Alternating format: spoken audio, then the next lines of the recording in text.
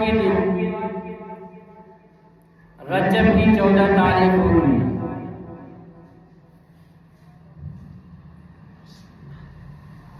رجب المرجب بڑا ہی بابرکت، پیارا، مبارک اور نورانی مہینہ ہے۔ یہ وہ مہینہ جس میں 6 تاریخ کو دنیا اہل سنت کے تمام سنی حضرات چھٹی مناتے ہیں خواجہ غریب نواز کی۔ 6 تاریخ بیتنے کے بعد پھر دلوں میں اہل بیت کی یاد تازہ ہو جاتی ہے، چونکہ جاننے والے جانتے ہیں اور ماننے والے مانتے ہیں کہ اہل بیت سے محبت کے بغیر بیڑا پار نہیں ہوگا۔ جس دل میں اہل بیت کی محبت نہ ہوگی اس کی نمازیں بیکار ہو جائیں گی۔ جس دل میں امام حسین کی چاہت نہ ہوگی اس کے روزے اس کے منہ پر مار دیے جائیں گے۔ جس دل میں خاندان اہل بیت کی انسیت نہ ہوگی ان کے سارے اعمال حقارت ہو جائیں گے، تباہ ہو جائیں گے، برباد ہو جائیں گے۔ اس لیے اہل بیت کی محبت ہم سنیوں کے دل میں پوری طرح سے رچا ہوا ہے، بسا ہوا ہے۔ ہماری رگوں میں خون حیدری تو نہیں ہے، لیکن مولا علی سے، حیدر علی سے محبت ضرور ہے۔ جب رجب کی 14 تاریخ دن میں بیت جاتی ہے، مغرب کا وقت ہوتا ہے تو شام ڈھلتے ہی، سورج غروب ہوتے ہی رجب کی 15 تاریخ شروع ہو جاتی ہے۔ اسلامی کیلنڈر میں پہلے رات آتی ہے، پھر دن ہوتا ہے۔ ہر تاریخ کی پہلے رات ہوتی ہے، پھر دن ہوتا ہے۔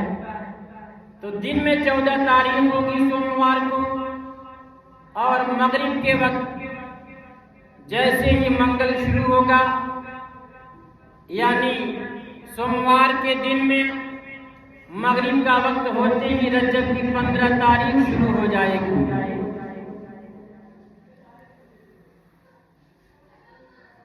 جسے ہم اور آپ کنڈے کا نیاز کہتے ہیں۔ میں نے سنا کچھ لوگ کنڈا بابا کہتے ہیں۔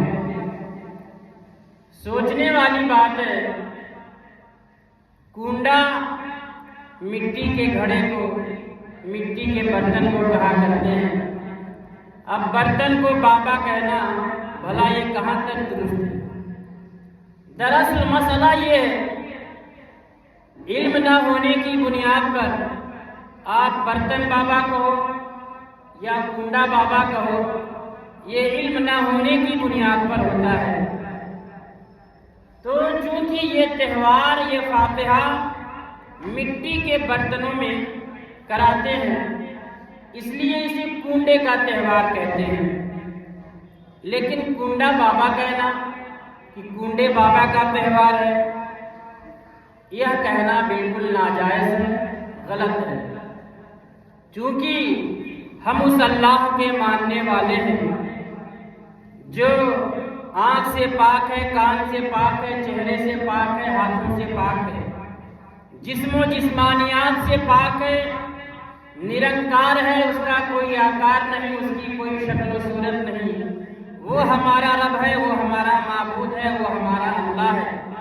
ہم اس کی پرستش کرتے ہیں، اس کی عبادت کرتے ہیں۔ تو ہمارے ہاں صرف ہمارا اللہ ہے، باقی جو اللہ کے دوست ہیں، ولی ہیں، بزرگ ہیں، قریبی ہیں، وہ ہمارے لیے قابل تعظیم ہیں۔ ہم ان کی ادب، ان کا ادب کرتے ہیں، ان کی تعظیم کرتے ہیں، ان سے محبت کرتے ہیں، ان سے لو لگائے رکھتے ہیں، ان کے نقش قدم پر چلنے کی کوشش کرتے ہیں، اور جب ان کا تاریخ وصال آتا ہے، جب ان کے عرس کا دن آتا ہے تو ہم ان کے نام سے نیاز دلاتے ہیں۔ بس بات اتنی سی ہے، اور جب ضرورت پڑتی ہے، کوئی پریشانی آ جاتی ہے، کوئی مصیبت آ جاتی ہے، تو ہم اور آپ اللہ کے نیک بندوں کے وسیلے سے دعائیں کرتے ہیں، تو مولا اپنے نیک بندوں کے ذریعہ، اپنے نیک بندوں کے طفیل ہماری دعاؤں کو قبول فرما لیتا ہے۔ باقی اس کے علاوہ ہمارا مذہب اسلام یا قانون شریعت اس کے علاوہ ہمیں اور کچھ اجازت نہیں دیتا، تو ایسی باتوں سے پرہیز کریں۔ برتن کو یا کنڈے کو اس طریقے سے بابا کا لفظ کہنا ناجائز اور گناہ۔ اب آئیے حضرت امام جعفر صادق رضی اللہ تعالی عنہ کو ذرا دیکھیں، یہ کون ہے؟ جب ہم اور آپ حضرت امام جعفر صادق رضی اللہ تعالی عنہ کے اوپر غور فرماتے ہیں، کتابوں کا مطالعہ کرتے ہیں، تو پتہ چلتا ہے کہ حضرت امام حسین کو کون نہیں جانتا؟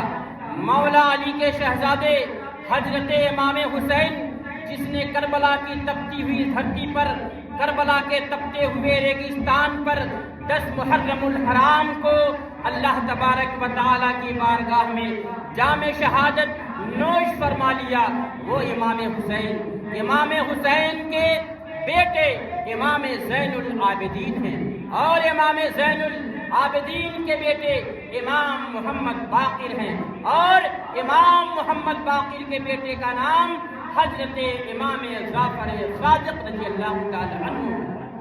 اہل بیت کے چھٹے امام، خاندان نبوت کے یہ چھٹے امام ہیں۔ چھٹے امام اتنے بڑے امام کہ جب باتیں کی جاتی ہیں ان کی، تو دوستو اللہ تبارک و تعالی نے ان کو ایسا اختیار عطا فرمایا، ایسی قوت عطا فرمائی، ایسی طاقت عطا فرمائی، ایسی شکتی عطا فرمائی ہے۔ حضرت امام جعفر صادق رضی اللہ تعالی عنہ کی ذات بابرکات ہے، اپنے محلے میں رہ رہے ہیں، محلے میں آس پاس پڑوس کے لوگ بھی رہا کرتے ہیں، محلے میں جو ہمارے اگل بغل رہتے ہیں، محلے میں جو اور لوگ رہتے ہیں، وہ ہمارے پڑوسی کہلایا کرتے ہیں۔ ایک مرتبہ کی بات ہے، حضرت امام جعفر صادق رضی اللہ تعالی عنہ کا ایک پڑوسی آتا ہے، آ کر کے عریضہ پیش کرتا ہے کہ حضرت میں بڑا پریشان ہوں، امام جعفر صادق میں بڑا پریشان حال ہوں، تنگ دستی کا شکار ہو گیا ہوں، میرے پاس روپے پیسے کی بڑی تنگی آ گئی ہے، میں بہت ہی نڈھال ہو چکا ہوں، آپ کیا کریں کہ جو میرا گھر ہے، میرے گھر کو آپ خرید لے، میں اپنے گھر کو بیچنا چاہتا ہوں، اس لیے کہ اب میرا کہیں سے کام نہیں چل رہا ہے۔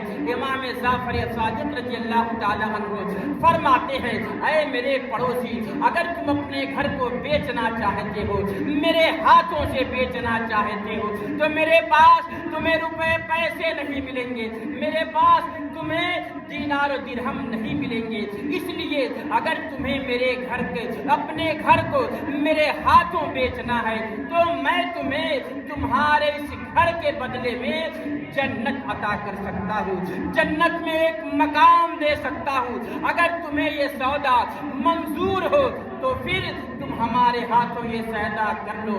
وہ پڑوسی سوچنے لگتا ہے، جو ایمان کا بڑا اچھا تھا، عقیدے کا بڑا پکا تھا، اس نے سوچا اب اس سے بہترین سودا اور کیا ہو سکتا ہے۔ امام جعفر صادق مجھے دنیا کے گھر کے بدلے میں، مجھے میرے گھر کے بدلے میں جنت میں گھر عطا کرنے کی بات کر رہے ہیں، میں تو اگر گھر بیچوں گا تو انہی کے ہاتھوں بیچوں گا۔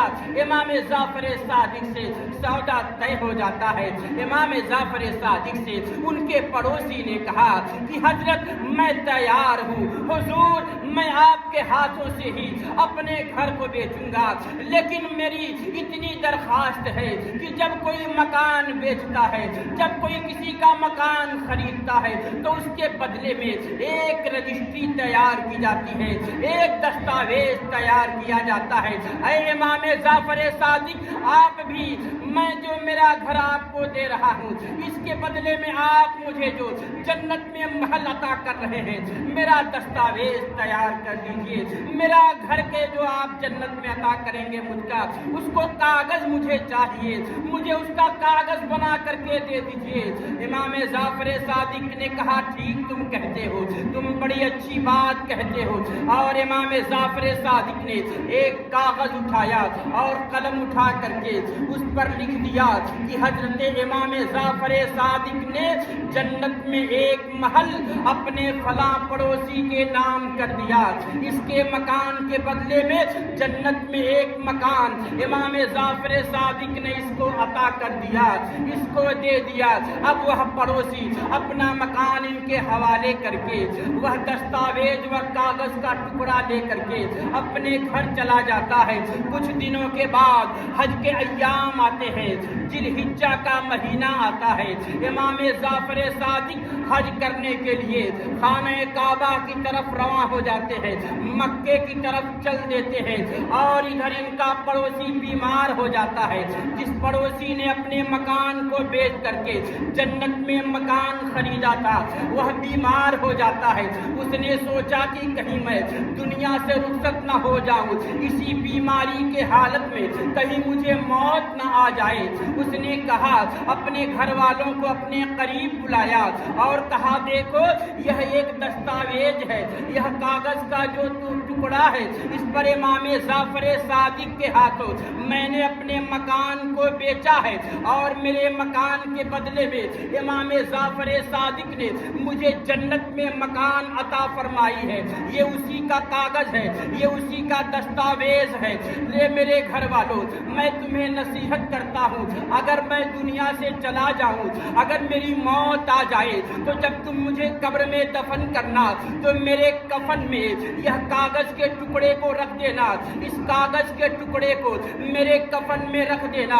گھر والوں نے کہا ٹھیک ہے، اللہ نہ کرے کہ ابھی آپ کی موت آئے، ہم تو دعا کر رہے ہیں کہ اللہ آپ کی عمر میں برکت عطا فرمائے، آپ کی بیماری ٹھیک ہو جائے، اللہ آپ کو شفا عطا فرمائے۔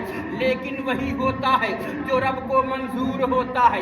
ان کا ٹائم پورا ہو چکا تھا، ان کا وقت پورا ہو گیا تھا، ان موت کا وقت قریب ہو گیا اور موت آ گئی، یہ دنیا سے رخصت ہو گئے، دنیا سے چلے گئے۔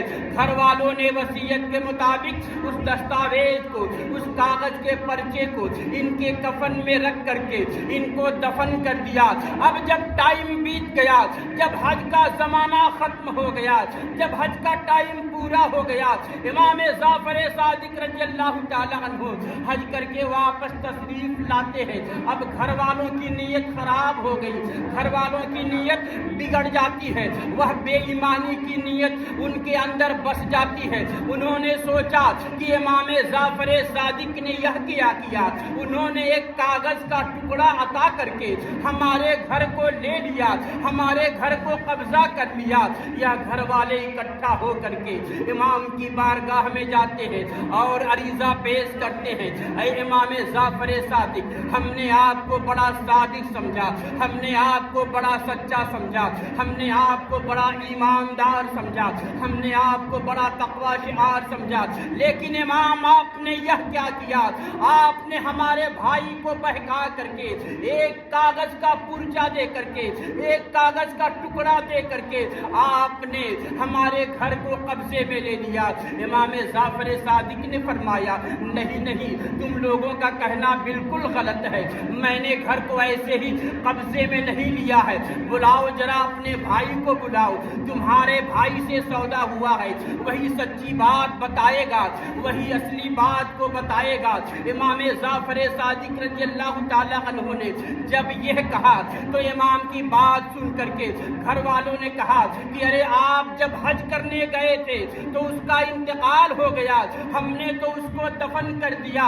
امام نے کہا ٹھیک ہے، اگر تم نے دفن کر دیا ہے کوئی بات نہیں ہے، لیکن میں نے اس کو جو دستاویز دیا تھا میں نے اسے کاغذ کے ٹکڑے پر لکھ کر کے دیا تھا کہ میں تمہیں تمہارے ایک دنیاوی گھر کے بدلے میں جنت میں ایک مکان عطا کر رہا ہوں۔ وہ کاغذ کا ٹکڑا تم لوگوں نے کیا کیا؟ کہا کہ مرنے والے نے وصیت کیا تھا کہ جب میں مر جاؤں تو میرے کفن میں اس کاغذ کے ٹکڑے کو رکھ دینا، تو ہم نے تو اس کے کفن میں رکھ دیا ہے، اب بھلا ہم کیسے اسے دوبارہ لائیں گے؟ امام نے کہا جاؤ اور جا کر کے وہ کاغذ کا ٹکڑا لاؤ۔ جب یہ کہتے ہیں کہ ارے میں نے کاغذ کے ٹکڑے کو کفن میں دفن کر دیا ہے، کفن کے میں رکھ دیا ہے، وہ کہتے ہیں میں کہہ رہا ہوں تم جاؤ تو صحیح۔ اب یہ گھر والے وہاں سے چلتے ہیں، امام کی بارگاہ سے اٹھ کر کے قبرستان آتے ہیں، اور جب قبرستان میں آ کر کے اپنے بھائی کی قبر پر دیکھ رہے ہیں، اپنے بھائی کی قبر پر دیکھ رہے ہیں تو کاغذ کا ایک ٹکڑا قبر کے اوپر پڑا ہوا ہے۔ وہ کاغذ کا ٹکڑا جسے کفن میں اندر رکھا تھا، وہ کاغذ کا ٹکڑا قبر میں باہر پڑا ہوا ہے، قبر کے اوپر رکھا ہوا ہے۔ جب اس ٹکڑے کو اٹھایا تو کیا دیکھتے ہیں، ایک طرف امام کے ہاتھوں میں لکھا ہوا ہے کہ میں فلاں شخص کو جنت میں ایک مکان عطا کر رہا ہوں، ایک مکان دے رہا ہوں، اور کاغذ کے دوسرے ٹکڑے پر اس کے بھائی کی طرف سے لکھا ہوا ہے کہ میں اپنا مکان جنتی مکان کے بدلے میں امام کے حوالے کر رہا ہوں۔ اب جب گھر والوں نے یہ دیکھا تو گھر والوں نے جب یہ دیکھا، ابھی یہ پرچہ اٹھایا ہی تھا، قبر کے اندر سے آواز آتی ہے اے میرے بھائیوں واپس چلے جاؤ اور امام کے پاس دوبارہ نہ جانا، اس لیے کہ امام نے جیسا وعدہ کیا تھا اسی وعدے کے مطابق اللہ تبارک و تعالی نے مجھے جنتی مکان عطا کر دیا ہے۔ اب گھر والے وہیں سے واپس لوٹ